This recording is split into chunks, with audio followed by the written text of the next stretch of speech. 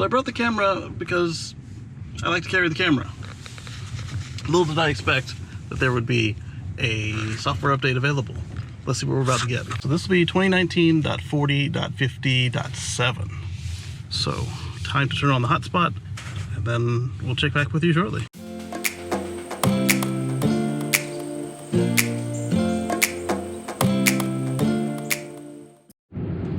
Okay, so here we are, still waiting on the download, which says it's at 100%. If I look at the app, it says 100%. And rebooted it twice, and each time I do that, it re-downloads everything over my phone, so I'm gonna stop doing that. I don't know what to do. So I guess I'm gonna give it a couple more minutes, and then I'm gonna go in the house, well, the apartment. So, Happy New Year. Happy New Year.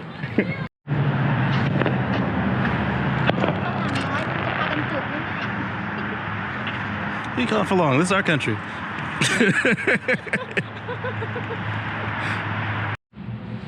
Okay, so it's Kacey here. Aside from the update that we're about to show you today, tomorrow is the official year anniversary of the channel in the format that it's in. I say it that way because the channel is actually about 10 years old. But today we're looking at 2019.40.50.7. It's probably a patch update. We're gonna go on an errand, charge the car, and see if there are any noticeable bug fixes, regressions, or behavior changes. Stick around at the end of the video. I've got a little explanation of what happened during the update process. Catch you after this fan. Somebody in the renovation crew has turned on all the fans all the way down and left them there, so they're not on sensor. But anyway,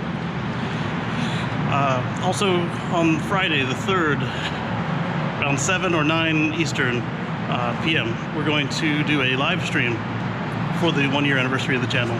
But with that, we're at the car, so we're gonna go ahead and take a look at this update and see what we find out. We're not off to a good start. It took me about 6 tries to get it to turn off the air via voice command.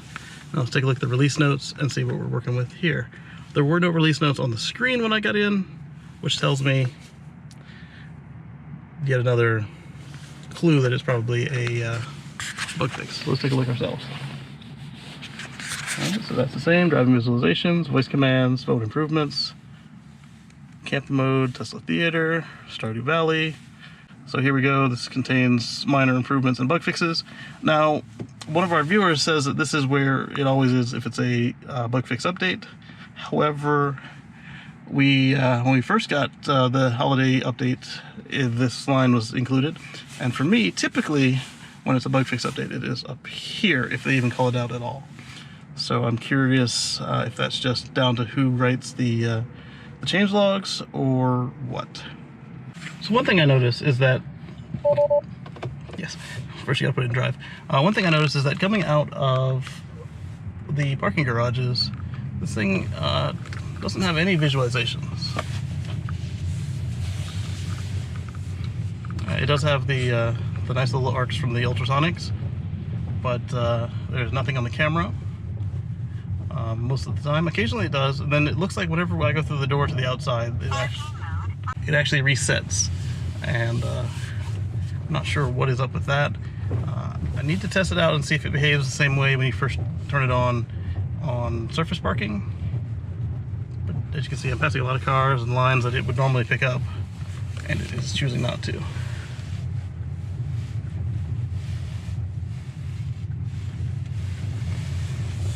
All right, here's a human. It should say something. Let's see if it does. Pair of humans. It does not. All right. Usually, shortly after turning the corner onto the main exit here, it actually does something. All right, so we'll go through this door, which is the earliest since the holiday update that I've actually seen it displaying things. It used to display all kinds of stuff in the parking garage. If there's a trash can, it might show it, it might not. Usually not the first one, as you saw when I first did the FSD preview. So there's a trash can, we're looking right at it, nothing. Now the next set of trash cans and the human might be detected. They might. No, it usually has it by then. The latest I've seen it catch up is this stop sign at the end here.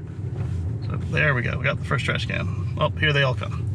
So I don't know if it's booting up that whole time, or if it knows it's in a parking garage so it doesn't bother.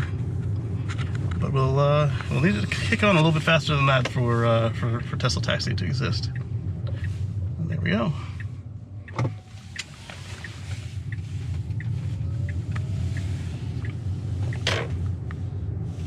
All right, this one says stop.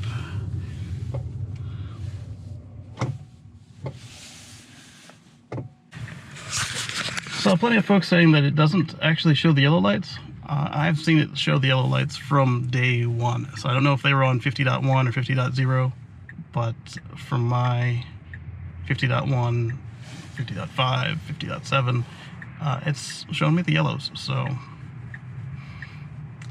they are dim, so it's kind of hard to tell. The easiest way is if you go past the fire stations where they always have a flashing yellow, it'll show those. Make it so that there's a yellow light. There they all are. Dirty Tesla has found on his Model 3 that it likes to hog the passing lane. I haven't been in the passing lane since starting these updates for the holiday series, but maybe we'll get a chance to see how Hardware 3 does today. So it still changes lanes to dive behind people that it's trying to pass. Like, it was going fast enough and had enough room that it could have passed this GMC Acadia, but it chose to fall behind and slam on the brakes. People keep saying that they feel that their cars are ping-ponging and drifting all over the lanes, but I'm not seeing that. I don't know if it's a Hardware 3 thing or a Model X thing, but I guess we shall see. I've not had any trouble with it staying in the lane. If there's somebody too close to the edges, I do see it trying to avoid them, same way it does for the trucks. But they had to be really far on the outside of the lane for that to happen. And coming up, we're going to see if it picks the right lane here. I think it will. Yep. And it slows down way early to 45. I'd adjust it, but by the time I stop adjusting it, it takes too long with reduced regen for it to feel comfortable coming up on a concrete wall. And with that, next thing we'll do is finish our errands, maybe get some ice cream, and then at the supercharger we will talk about what happened during my update download. This place is not a madhouse today, so we're going to try and see if there's any differences with Summon, and I'll probably have to mute it because of all this loud music. But we're going to do a come to me, and I'm going to stand at the end of the aisle, just because even though it is better, they don't seem to respect pedestrians around here. There's no crosswalk, so I can't even blame it on that. But here we go. 1, 2, 3. I don't know why it backs up first.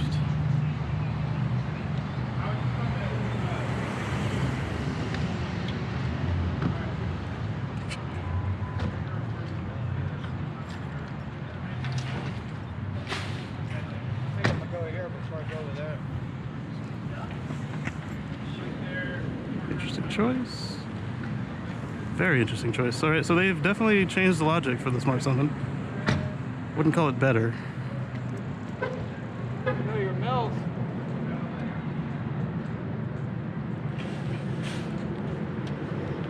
All right, it's avoiding me. Interesting. All right, so we'll say it's changed.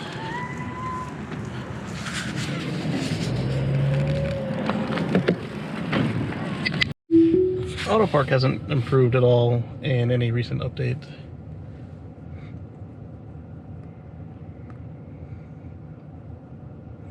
For those who don't know, basically I drove past the spot and it identified it, and then you just put it in reverse and then you push start.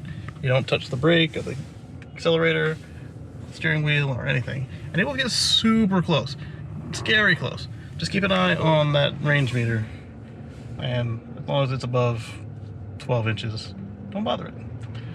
So usually it cues off of one of the parkers, and if they both did a good job, it parks great. If one of them is like really askew, it'll park terrible, and sometimes you have to adjust it afterwards. So like right here, we're really close to this Model S. Now don't start right away unless you hear that sound, because sometimes it will adjust.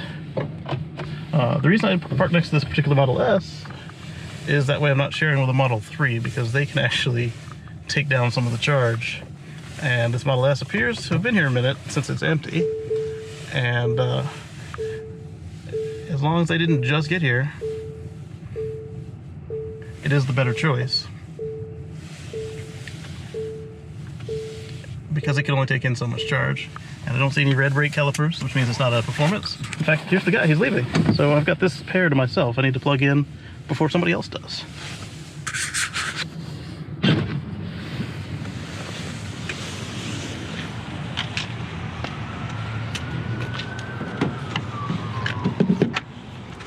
All right, here we go.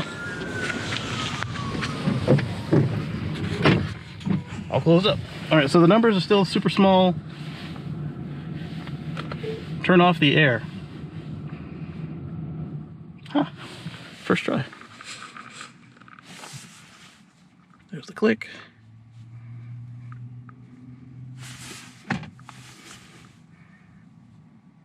There's the battery heater. And the coolant pump for sure.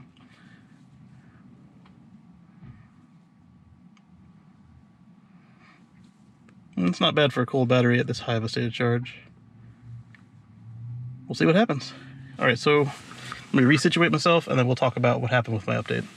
During the update, my vehicle got to 100% of the download, and then it sat there for an hour. And I got impatient and I restarted the MCU. Then it re-downloaded the update. I waited another hour, and then it did it again. I'll click in some pictures here so you can see it. And then I rebooted it again, and we ended up with 45 minutes, and it's sitting at 100%. And I just took the phone and left because I had tethered to the car as a mobile hotspot. And I got in touch with Tesla service. Don't ask how I did that on New Year's Eve. It's not a YouTuber secret. It's just something anybody with a Tesla could do. Don't do this. Don't sit at your car playing music above like a 6. These cars are made of aluminum. Everybody can hear your music. Hopefully it's not going to pick up enough that I'll get a copyright strike. If so, I'll have to dub over this. I hate dubbing over. My interface is not nice for it. Don't ask how I got in touch with Tesla service at midnight on New Year's Eve. It's not a YouTuber secret deal. It's not anything super special, but you know who you are, and I thank you. But what we ended up doing was this individual looked at my car and saw that I had interrupted the download. It had downloaded something incorrectly, and it had been trying to correct it. And when I removed the phone and did the reboots, both of those were the wrong options. So what you want to do if your car gets stuck at 100%, as it shows in this picture here, what you want to do is leave your, if you've tethered the car, you want to leave your phone in the car and just walk away. At that point, if you have a spouse, a significant other, tablet with the Tesla app, anything with the Tesla app where you can check on it, just look and see if it still says download 100%. If they have the notifications on, it'll say update available, so you don't have to touch it. Just wait for the alert to come through. It could take quite a while. So if you have 2 phones, bring your other phone. The other option is not to tether and to use Wi-Fi as Tesla says, rather than tethering. It's going to be the same way, where if it does have to go through and re-download or whatever, it's going to keep doing that until it's done, and it's going to send you a notification that it's complete. So around 1:59, I got a notification that the download was complete, or whatever time is in this screenshot that I have on my phone. Should be about 1:59 is what the car was telling the Tesla employee the next morning. Or not really the next morning, but in the morning, you know, during normal hours. And then at that point, I took my phone and I hit the update button, and then the rest of the update proceeded as normal. Definitely never reboot the MCU once you've got the yellow clock and started your install, but it was definitely not helpful that I did it during the green arrow download phase. What I'm talking about here is up next to the Tesla cam icon and the Sentry icon, there's a little yellow download icon when the car has an update available. That turns green once you connect it to Wi-Fi and it starts to download. Then it turns back into a yellow clock when it wants you to schedule the install. And then once you've scheduled the install, it turns into a green clock. And yeah, once that clock is no longer yellow, you're not good to reboot until the clock is gone and you get a successful software update. So thankfully I didn't break my car, and the update finished, and I went to bed. Happy New Year. And then you can see where we're at today. Ooh, it's dark. If you don't have another device that has the Tesla app that you're logged into, and you don't have anybody who you trust to have another login to your car, the other option is, again, still leave your phone in the car. Don't be stupid like me and remove the hotspot from the car. Is to just come back a few hours later and check and see if your screen has the yellow clock on it. If it doesn't, keep waiting. There's nothing you can do without risking damage to the car. So, or at least damage to the download. I don't know if damage to the car until the download actually starts. But if it's one that you're excited about, why take any chances? So coming up next, Thursday, January 2nd, it'll be the actual one-year anniversary of the channel as it is. We started by uploading a video on January 2nd, 2018, and that's wrong. Started by uploading a video on January 2nd, 2019, and here we are 1 year later. Some of you may notice that we are back to uploading almost daily again. This is still not a daily Tesla channel, still not a daily of anything channel, and it's just a matter of Tesla keeps coming up with updates and stuff for me to talk about that I want to get out there. And the previous time I was running out of space on the computer and I needed someplace to put the videos, so I put them to YouTube, which was good for everyone who liked the daily videos. Still pretty much just once a week content channel. There may be more when I feel like it or I've got the time, but that's what we're working with. So we're going to go up to Maryland with the Tesla Family Channel, and we're going to record a video. And then on Friday night, Eastern Time, 7 o'clock or 9 o'clock, we haven't fully nailed it down yet, we're going to do a live stream. And it's going to be about the 1 year anniversary of this channel, because then a full 365 days will have passed. What I'd like to do is we're going to go over the content that we have selected for you. There'll be several of us there. There'll be myself, Tony Schaefer, Russell Frost. I hope Mark Coughlin from the Tesla Life channel will be there. And what we're going to do is, hopefully some of you guys have signed in, and we'll be able to take audience questions, comments, and concerns. And it should be fun. I want to ask you to comment down below, like this video, and please subscribe. We had 48 subscriptions in the last 28 days, and we're now sitting at 390 subscribers. There's still a chance that we could hit 1,000 subscribers by the end of our 1 year anniversary. It's slim. It's been a stretch goal, but it has been quite an adventure, and it's been awesome to spend it with you. If I see anything noteworthy with this new firmware update, I will go ahead and make a separate video for that. And if it's something small that's not even worth a video, I'll just mention it on the live stream, as well as on the video that we do with the Tesla Family Channel tomorrow. So Happy New Year. Thanks for joining us on this journey, and we'll catch you on the next one.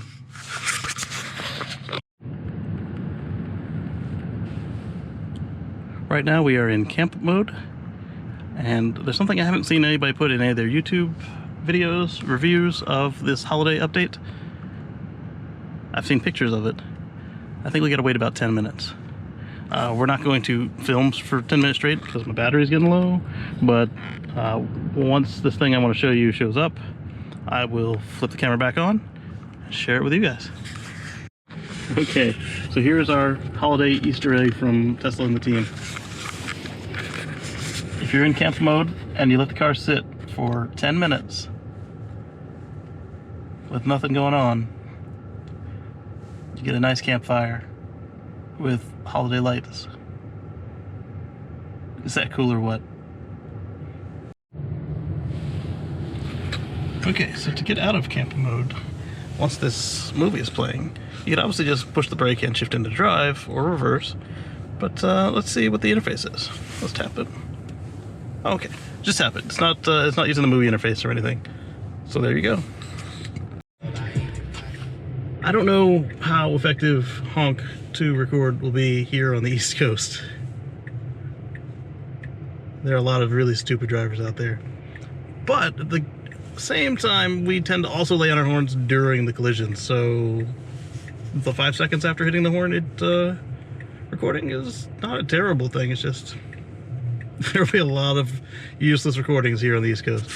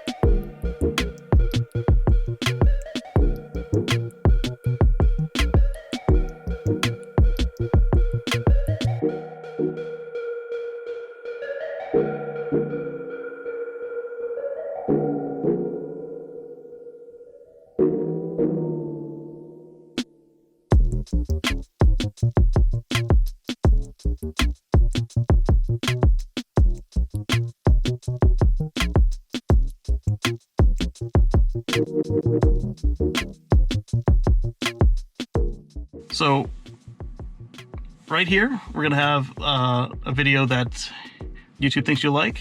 Right here is a recent video. Click here to subscribe, and we'll catch you on the flip side.